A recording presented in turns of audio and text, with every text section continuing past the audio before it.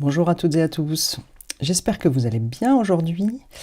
Et donc on est dans une série de vidéos sur oser réussir, comment réussir, et je vais vous parler de psychologie de la réussite avec les travaux de Carol Dweck. Donc c'est la troisième vidéo, ça veut dire qu'il y en a deux autres avant, qui durent un gros quart d'heure chacune. La première expliquait en gros vaguement, grossièrement de quoi il s'agit, quels sont les deux styles de mentalité. La deuxième vidéo donnait un peu les conséquences concrètes dans nos vies. Et dans cette troisième vidéo, je vais aller regarder en détail comment, ce que dit Carol Dweck, comment ça peut nous permettre de comprendre et de modifier un peu notre vision des échecs et des difficultés pour mieux y faire face et voir ça comme des capacités des opportunités d'apprentissage et d'évolution. Donc, comme d'hab, je vous invite à prendre des notes, papier-crayon, pour synthétiser ce qui vous semble important, ce qui vous questionne et ce qui vous donne envie d'aller explorer davantage. Alors, un petit résumé rapide des travaux de Carol Dweck. Donc, ce que nous dit la science via les travaux de Carol Dweck, c'est que oui, l'être humain peut évoluer, changer, apprendre, grandir à tout âge, parce que notre cerveau est plastique. Et ensuite, ce que rajoute Carol Dweck, c'est que, cependant, notre mentalité d'esprit, nos mentalités, nos croyances, notre état d'esprit a un impact considérable sur notre capacité à évoluer ou à stagner. Et donc, même si tout le monde est câblé pour évoluer, tout le monde a un cerveau plastique, nos croyances peuvent bloquer ou ralentir notre évolution. Et un résumé express est que si je me crois capable d'évoluer, alors je vais évoluer. Si je me crois incapable d'évoluer, alors je vais évoluer pas, ou très peu, ou vraiment dans l'inconfort, de manière douloureuse et extrêmement désagréable et laborieuse. Donc on va aller regarder les conséquences. On a déjà vu un peu dans la vidéo précédente que la vision des échecs était très différente. Donc on va rappeler un peu ce que ça veut dire. Je vais commencer avec la mentalité fixe. Donc rappelez-vous, en mentalité fixe, la croyance de base, c'est que mon intelligence, mes talents, tout comme mon incompétence et mes défauts, c'est quelque chose qui est fixé. Et donc ce que je fais est le révélateur de ce que je suis, de ce que je vaux, et c'est fixé. C'est-à-dire, je vais être maladroite, bonne cuisinière, bonne en maths, nulle en jardinage, nulle en je sais pas quoi, etc. Donc je vais avoir des zones où je suis bonne, des zones où je suis nulle, des zones où je suis moyenne, des zones où j'y connais rien, des zones où, etc. Et ça c'est fixe. Et mes actions, tout ce que je vais produire, mes performances ou mes échecs, etc. vont être le reflet de je suis bonne ou je suis pas bonne. Donc en mentalité fixe, du coup à ce titre, un échec c'est vraiment le révélateur de mes failles, de mes limitations, de mes incompétences, de mes défauts. Et c'est quelque chose qui est dramatique, qui est vraiment dramatique, qui est extrêmement douloureux. Vivre un échec, si je me raconte que ça veut dire que je suis nul, que j'y arriverai jamais, que machin, on peut imaginer, vous pouvez imaginer, si vous êtes comme moi, vous avez des zones de vous où vous êtes en mentalité fixe, vous voyez que vivre un échec, c'est vraiment un truc horrible en fait, juste affreusement douloureux, et voilà. Donc du coup, qu'est-ce qu'on va faire en mentalité fixe ? On va choisir de se détourner de la douleur des échecs. Un échec, c'est beaucoup trop douloureux. Donc on va éviter les risques et les challenges et on va choisir plutôt les voies faciles pour ne pas avoir à se confronter au risque d'échec, parce que ça fait trop mal en fait. On va, en cas d'échec, si quand même si on a tout fait pour éviter les échecs, si quand même on est confronté à un échec, on va trouver des excuses. En disant non, c'est pas moi, etc. C'est l'autre, c'est la faute du prof. De toute façon, le sujet il était nul. De toute façon, là, on n'a pas eu assez de temps ou j'étais un peu malade. Bref, on cherche des excuses. Ou alors on va tricher. C'est-à-dire, on va masquer notre résultat. Au lieu de dire papa, maman, j'ai eu 4 à l'interro, on va falsifier sa copie. On va tout faire pour que ça se voit pas qu'on a échoué en fait. On va accuser les autres, j'ai déjà donné les exemples avec l'école, d'accuser les profs, d'accuser les copains, d'accuser le truc, dire il y avait du vent dans la salle, c'est pour ça que j'ai mal joué, machin. Accuser tout, l'extérieur, la météo, les circonstances, etc. Tout va être bon pour refuser la réalité de l'échec. Et puis, une dernière stratégie pour se détourner de la douleur des échecs, ça va être d'abandonner, de dire j'ai échoué, donc ça veut dire c'est pas pour moi. Ou alors de faire style, ah bah non, finalement ça m'intéresse pas, de toute façon ça c'est nul, quoi. De dire, voilà, bon. En gros, au lieu d'affronter, de dire, ben j'ai échoué, c'est douloureux, ben on va plutôt dire, non, non, mais ça m'intéresse pas, oh, finalement c'est pas vraiment ça que je voulais, puis ça me plaît pas, c'est pas trop mon truc. Pourquoi est-ce qu'on est en train de faire ça, en fait? C'est pas mal, hein, c'est pas parce qu'on est des mauvaises personnes ou qu'on est faible, ou etc. C'est essentiellement que c'est la douleur, elle est insurmontable, en fait.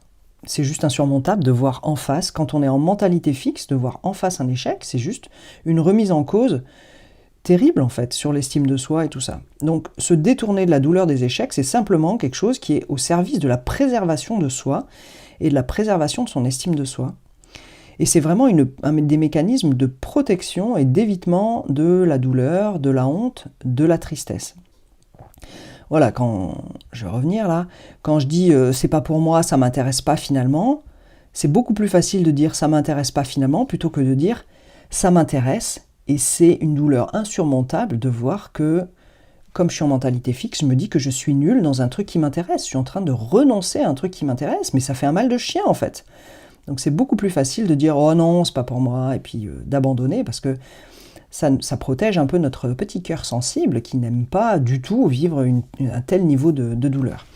Et ce niveau de douleur, je le rappelle, est vraiment lié à nos croyances, hein, au fait qu'on est en mentalité fixe et qu'on croit que ça reflète vraiment qui on est et le cœur de nous. Donc voilà, le cœur de nous, il a vraiment besoin d'être protégé et ça va faire toutes ces stratégies. Donc malheureusement, il y a pas mal de conséquences en fait. On a déjà vu les premières, mais il y a quelques conséquences qui est, on n'a pas vraiment de prise de responsabilité hein, du coup de nos échecs, puisqu'on va blâmer l'extérieur, on va blâmer les autres. On ne veut pas faire face à notre échec parce que c'est trop douloureux, donc du coup on ne va pas en prendre la responsabilité, parce que ça ferait trop mal de dire j'ai échoué, moi quoi. C'est trop douloureux en mentalité fixe. Contrairement à la mentalité d'évolution, où on va avoir des outils ou des croyances qui vont être au service de la prise de responsabilité, en mentalité fixe, on n'a pas ces outils-là. On croit vraiment qu'on est nul, et donc c'est trop douloureux de prendre notre responsabilité. Ça a aussi des conséquences relationnelles dans nos relations, de vouloir éviter les échecs et de ne pas prendre de responsabilité. C'est que quand on a un échec ou quelque chose qui ne se passe pas bien, dans un conflit dans une relation, au lieu de prendre notre responsabilité, de faire face au truc et puis de chercher à évoluer, on va abandonner. On va abandonner la relation, on va quitter les gens, on va critiquer, on va pas faire notre job dans la relation en fait. Et une autre conséquence, ça va être on va pas demander de l'aide en fait. Parce que comme l'échec c'est insurmontable, c'est trop douloureux et puis de toute façon on veut pas y faire face, on va essentiellement abandonner, s'en détourner, et du coup, on ne va pas progresser au-delà de l'échec. On va en rester là. L'échec, c'est une fermeture un peu définitive. On va pas demander de l'aide, et on n'aura pas d'évolution et pas de progrès. Voilà. L'échec, c'est la fin de quelque chose. Voilà, donc c'est pas terrible ça, enfin moi ça me plaît pas trop, j'ai vraiment envie de faire autrement, et donc voilà, on peut voir en mentalité d'évolution, la vision des échecs est extrêmement différente. Hein. Donc je vous rappelle, en mentalité d'évolution, la croyance sous-jacente c'est « je suis un être d'évolution, je suis perpétuellement en apprentissage et en évolution, et donc quand je fais quelque chose, ça reflète là où j'en suis, et non pas qui je suis de manière fixe et éternelle, ça reflète là où j'en suis, et donc ce que je fais bien, ça reflète mes points d'appui, et ce que je fais mal, ça va refléter mes zones d'amélioration. Donc, dans cette mentalité-là, un échec, c'est un feedback instantané, c'est un retour d'information que quelque chose ne va pas. Voilà, c'est très clairement un truc qui dit « Ah non, là, t'as merdé quelque part, il y a un truc qui va pas, bam, information. » Mais en fait, c'est juste une information, ça veut rien dire sur le fait que fondamentalement je suis nulle ou pas faite pour ce truc-là, ça veut juste dire j'ai clairement un truc à apprendre, à changer, ou etc. Il y a quelque chose à changer, s'il y a quelque chose qui ne convient pas, mais voilà, donc c'est inconfortable, c'est clair que c'est inconfortable, ça fait mal, hein. Quand on tombe, ça fait mal aux fesses, mais c'est profitable au sens où ça donne de l'information instantanément, ça dit, ce que tu as fait, ça marche pas, donc on va trouver autre chose, tu vas apprendre, tu vas faire d'une autre manière, et c'est hyper intéressant. En gros, moi, s'il y a un truc qui marche pas, j'ai envie de le savoir. Parce que comme ça me permet de changer les choses, en fait. Donc l'échec, il sert à ça, de dire, ça marche pas, tu vas chercher autre chose. Donc voilà, c'est ce que je disais, l'échec est perçu comme profitable parce que toutes les zones d'échec, ça va vraiment révéler des zones d'amélioration ou de changement. Et comme je sais que je suis un être d'évolution, un échec, c'est vraiment une opportunité d'apprentissage et de progression. Et comme je disais aussi, moi je suis vraiment contente d'être au courant s'il y a quelque chose qui ne marche pas. J'aime autant avoir l'information plutôt que ne pas me confronter, ne pas prendre de risques, et puis ne pas savoir si ça marche ou si ça ne marche pas. Hein. Donc du coup, un échec, c'est vraiment quelque chose qui est inconfortable, on l'a déjà dit, mais profitable. Ou inconfortable et en même temps profitable. Et donc la conséquence de cette perception de l'échec, les conséquences de cette perception de l'échec, on en a déjà vu, mais on va pouvoir le redire pour insister dessus, c'est que face à un échec, ça met vraiment en lumière mes zones dans lesquelles j'ai besoin d'apprendre des choses ou de changer des choses. Donc je vais aller demander de l'aide, je vais aller chercher du soutien, je vais poser des questions, et ça va me permettre d'explorer des zones nouvelles, d'avancer au-delà de l'échec qui a été le mien, de progresser en fait. Une autre conséquence, c'est que vu que l'échec c'est pas la fin du monde et ça révèle pas que je suis un être humain nul et pourri à jeter à la poubelle, ça reflète juste que je suis un humain en apprentissage avec des choses à apprendre. C'est carrément ok de traverser la douleur de l'échec et d'en parler, parce que la douleur, elle est moins forte en fait. Elle vient pas toucher au cœur de l'estime de moi, elle vient juste pointer des zones d'apprentissage. Donc c'est beaucoup plus facile de traverser cette douleur, d'en parler, et aussi, toujours pareil, de demander de l'aide, d'aller chercher du soutien, etc. De la même manière, c'est aussi beaucoup plus simple de prendre sa responsabilité et de dire ouais, j'ai échoué. Parce que si je suis au courant que ça reflète juste que j'ai des trucs à apprendre et que j'ai fait des erreurs et que c'est pas la fin du monde, je suis plus facilement d'accord de prendre ma responsabilité. Hein, donc ça marche aussi dans les zones relationnelles. Quand je fais quelque chose qui contribue pas pour quelqu'un, et qu'il y a quelqu'un qui me dit ça va pas du tout, t'as complètement merdé à cet endroit-là, quand t'as fait ça, je me suis senti blablabla, et c'était nul, les trucs et tout, au lieu que ce soit la fin du monde parce que ça reflète je suis nul en couple, ou je suis pas une bonne amie, ou je sais pas, ça va juste refléter j'ai un truc à apprendre. Donc je suis plus d'accord d'écouter ce que me dit l'autre, d'écouter son retour et dire ok, d'accord, alors là peut-être j'ai envie de changer quelque chose et tout ça. Et voilà, du coup si je prends ma responsabilité dans les relations, c'est beaucoup plus facile d'avoir des relations satisfaisantes qui évoluent vers du bien-être pour tout le monde. Et puis voilà, une dernière conséquence, c'est une remise en perspective, c'est que un échec, c'est pas la fin du monde, c'est pas non plus la fin d'une exploration, c'est peut-être juste une étape importante qui va mener à une exploration au-delà dans ce même domaine. Je vais pas abandonner pour toujours, je vais pas non plus pour toujours décider que je suis nul et plus jamais j'essaierai rien de nouveau parce que ça fait trop mal, etc. C'est pas du tout la fin du monde, c'est une étape pas très agréable dans laquelle j'apprends plein de trucs. Et puis j'avance quoi. Voilà pour les échecs. Donc c'est vraiment la même chose pour les difficultés. Hein. En mentalité fixe, quand on a des difficultés et qu'on doit travailler dur, on en déduit qu'on n'est pas doué. Oui, parce que si on avait du talent, ça serait beaucoup plus facile. Puis parfois on se compare aux autres, etc. Donc les difficultés et devoir faire des efforts, c'est pas forcément quelque chose qui est bien vu en mentalité fixe.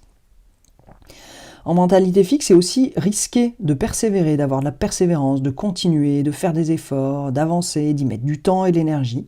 C'est risqué, ouais, parce que si jamais j'échoue, alors c'est la fin du monde en fait. Hein. Donc j'aurais investi de l'argent, de l'argent ou de l'énergie ou tout ça, dans un truc où j'échoue, c'est juste horrible en fait. Donc la persévérance, pas forcément quelque chose qu'on va viser ou cultiver.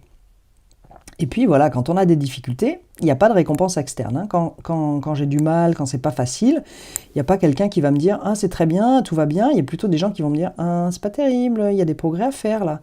Il n'y a pas de récompense externe. Et rappelez-vous, en mentalité fixe, ça c'est dans la vidéo numéro 2, comme il n'y a pas que les récompenses viennent de l'extérieur, des compliments, de la valorisation, des likes ou de quelque chose comme ça, j'ai pas de récompense. Donc c'est pas évident de se motiver tout seul si on n'a pas de récompense, si on attend de la récompense de l'extérieur, dans les difficultés on n'en a pas. Et donc se motiver sans motivation interne, c'est super dur. Et donc évidemment c'est différent en mentalité d'évolution.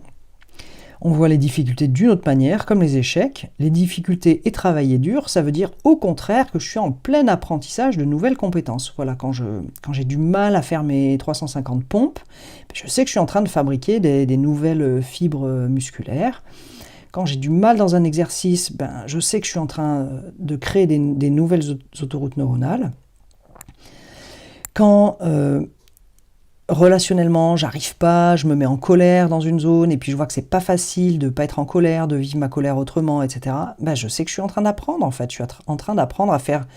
Je suis en train dans une zone difficile, et ça veut dire que je suis en train de faire des progrès gigantesques, d'apprendre des nouvelles choses.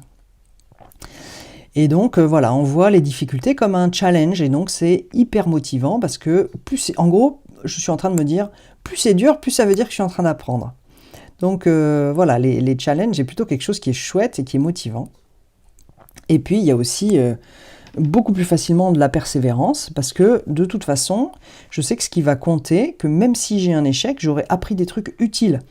Parce que ce qui va compter, c'est pas uniquement le résultat final, échec ou réussite, ça va être le chemin d'apprentissage, tout ce temps de persévérance, d'effort, etc., dans les difficultés. À la fin que j'ai un échec ou que j'ai une réussite, tout ce temps d'apprentissage de difficulté m'aura permis dans tous les cas d'apprendre des trucs en fait. Donc voilà, c'est une vision vraiment très différente des difficultés et des échecs. Voilà, donc j'espère que cette troisième vidéo vous a donné envie, une fois de plus, de changer, au moins dans certains domaines, de passer de mentalité fixe en mentalité d'évolution, ou de trouver plus de ressources pour voir les échecs et les difficultés d'une manière différente. Et puis voilà, je ferai encore une dernière vidéo sur comment changer de mentalité, passer de fixe en évolution. Et puis pour celle-là, pareil, si ça vous a plu, je vous invite à liker, à commenter, à partager, et puis à me mettre dans les commentaires ce qui vous a particulièrement plu, ce que vous retenez, dans quelle zone vous êtes en mentalité fixe d'évolution, quels sont les échecs dans lesquels vous avez appris le plus de trucs. Voilà, puis aussi à me faire du feedback sur ce qui vous a convenu ou pas convenu dans cette vidéo. Voilà, et puis sur ce, je vous souhaite une bien belle journée et beaucoup de réussite dans ce qui vous tient à cœur. À bientôt!